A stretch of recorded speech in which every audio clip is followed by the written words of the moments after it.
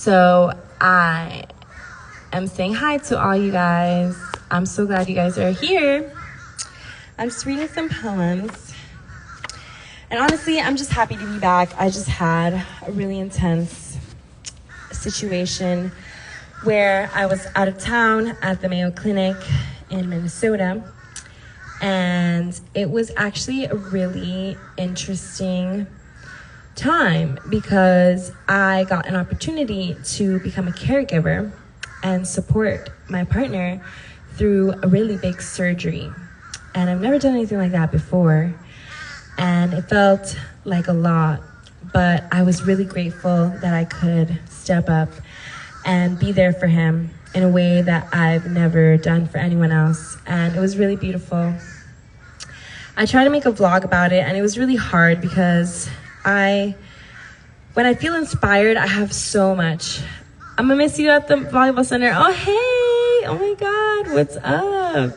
What's up, Dimitri? I'm so happy you're here. Hey, Shelly.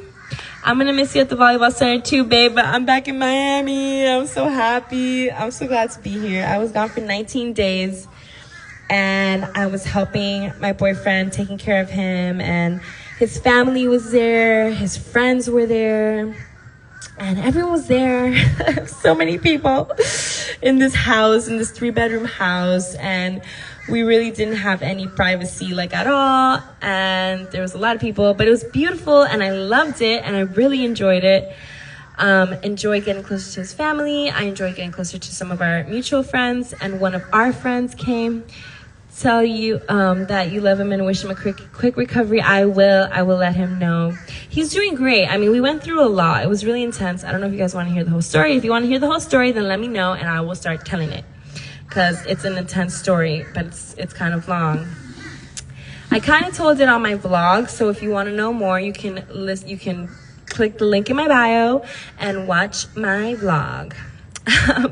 So I talk about it there in a very cerebral way. I cried a little bit, but it was really cerebral when I did that video because I didn't really feel the inspiration. But the minute I landed in Miami and this beautiful home, I'm so blessed to live this princess life in this beautiful home with this pool, and I'm just having a great time here with my instruments and my mic, and I've been playing music and singing, and I have my samba. Oh, and I have my oils. Oh my gosh, guys, look at these oils. There's so many of them. I'm gonna need a bigger bag now. It smells so good. It's just a blend of all these oils, and it smells amazing. So I have my little chai tea. I'm feeling inspired, and I'm really grateful that I got an opportunity to be there for him and exercise my nature of service because, hey, what's up? What's your name? Hey, Jenny. So my nature of being of service as a nurse, as some of you may know, I'm a nurse practitioner, and I was a nurse for 5 years, just taking care of babies and kids. And it was beautiful. I loved it. It was a beautiful time in my life. It caused a lot of suffering as well because, as you can imagine, it was really hard for me to work for somebody else and follow rules. I was constantly breaking them, and I was constantly getting in trouble. And it was really hard for me. I loved what I did, but at the same time, I felt trapped in it. So that was a whole nother phase of my life. But anyway, I entered this new phase of my life where I haven't been doing that very much, and I was confronted with a situation, and I'm really grateful that it happened. If I could change it, I would. If I could make it all go away, I would. And at the same time, I just decided to make the best of it. So what I think is that it was presented in my life because I needed this opportunity to cause me to rise up to the occasion. Rose. When my partner was describing my support for him, he said, rose to the occasion. And that resonated with me and felt really true, that I rose to the occasion and the opportunity to take care of another person and give all of my energy and all of my time and support them through something really difficult in a way that I knew no one else could.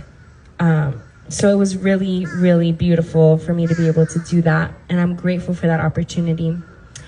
And I learned a lot from it. I learned a lot about myself. I felt like I went back to my roots in some ways. There was, he had his first surgery, which went really well. And that night, he was actually feeling so great after surgery that we decided, his family and I decided to leave the hospital and let him rest because, you know, he has a hard time being around a lot of people like anyone would and resting. So we left. I just burped. We left, and they actually tried to call me because he wasn't doing so well and he was asking for family, and I missed the call, dude. Like, my phone was on silent. I totally missed the call. We went for dinner. It was amazing. We had an amazing dinner. We went back to the hospital, and then we found out that he wasn't feeling that well. He was feeling a little better at that point by the time we got there, but he had, you know, some time where he was getting really flushed and his heart rate shot up and he felt really nauseous. So he was really struggling, and I felt really guilty. That was the first time I felt guilty because we had left when he needed us, and I felt really bad about that. And that's something I'm like processing my own, you know, I have my own process for that. And then the next morning when we got there, his sister got there really early, and then I got there later, and he really wasn't doing well. He was really pale. He was feeling really bad. He was super nauseous. His hemoglobin was dropping really quickly because he was bleeding a lot into the chest tube, and he was like that all night. They were trying to figure out what was going on. Nobody could. His hemoglobin kept dropping, and he was desperate for a blood transfusion because he was losing a lot of his blood, and he really needed blood. But there seemed to be a delay, and we still have a lot of questions around why there was that delay and why that didn't happen sooner. But his hemoglobin ended up dropping to like 5.5, which is really low. He lost about 3/4 of his blood. They had to take him back down into the operating room and open up his chest again, a fresh wound that they had just opened the day before. They took him back down, opened it back up, and found a bunch of clots. So he had a coagulopathy, which happens. It's a very rare complication. Only 1% of patients get it. So that's 1 in 100. He had a 1 in 100 chance of having this complication, and he did. And with all the bleeding and everything, it was really a lot, and it was scary.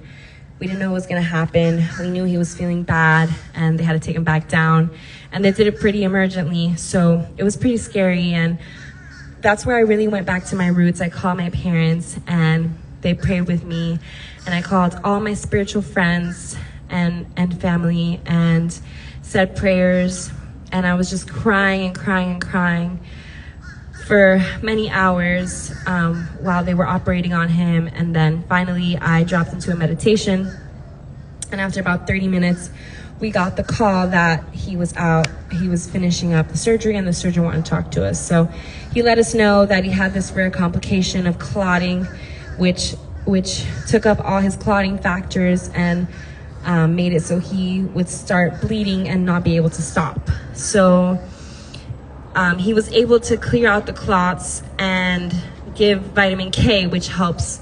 It's a clotting factor that helps the body clot, so he would stop bleeding profusely. And after that, he was much better. He had one day that was a little bit rough when they had to do a lot of tests to get him ready for discharge, and they did an IV with contrast that was really felt toxic for him, which, you know, is something I never thought of. I've taken so many babies for you know, MRIs with contrast and CT scans with contrast, and I never thought that it might be painful and it might hurt and it might make them feel, you know, off. But a lot of times, you know, I was working with kids and babies and some that couldn't talk or communicate, and we didn't know how that felt. So that was really interesting hearing that from him. And despite having that rough day and that rough night where he kind of was feeling a depression, what sounds to me like symptoms of depression. He was able to come out of it, and he was able to go home just 4 days after the surgery. So on post-op day 4, he was able to go home, and it was such a beautiful homecoming. He came home to his family and to me, to the house that we rented close by the hospital. This was Mayo Clinic. And he's been in recovery mode ever since. He's doing great. You know, he has his ups and downs. The journey had its ups and downs, certainly. And he is still, you know, dealing with some pain, dealing with some trouble sleeping. And he's also doing great, doing hour-long hikes and singing karaoke with me. So he's doing awesome. He's in recovery mode, healing mode, but there's a lot of integration that needs to take place. So he definitely is going to need his time alone. And I'm going to have my time alone and my girl time.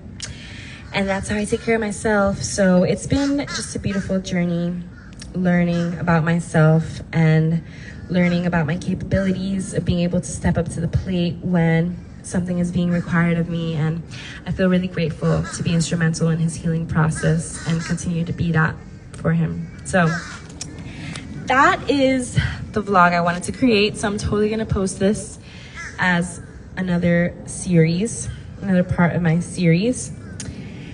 And thank you all for being here. Thank you for your love and your attention. And I hope that this message goes out to inspire others and any caregivers out there. I see you, I feel you, I know it's hard. You're doing a great job. You are seen, you are loved, you are held. Please know that you're important and you're really instrumental in someone else's healing journey. And it's really special, everything that you do. So please hold on, be strong, take care of yourself, take time for yourself, take breaks. I had a friend come, one of our friends came to support me, to be there for me. I felt very alone because, you know, it was always me and him, and we support one another and we're there for each other. And he was the one hurting and I needed support, and she came. Jessica, thank you so much for your support. It really changed the course of my experience, at least, and you know, I know his as well. And I'm so grateful. She took me on some dates, and we had, you know, our gym time, and we had massage time, and we had sauna time and hot tub time, and it was really nice. And it helped me get through a really difficult period of my life where a really close person to me was in a very vulnerable state. So I'm grateful. I'm grateful for everything I experienced and everything I'm learning and that will continue to unfold from it. And I'm grateful that I have this space to process. Sometimes I err on the side of keeping things in. So it's helpful for me when I grab a mic. I feel so comfortable. I feel so open that I can share my heart vulnerably and authentically. So thank you so much. I love you all. And here's till next time, remarkable you are.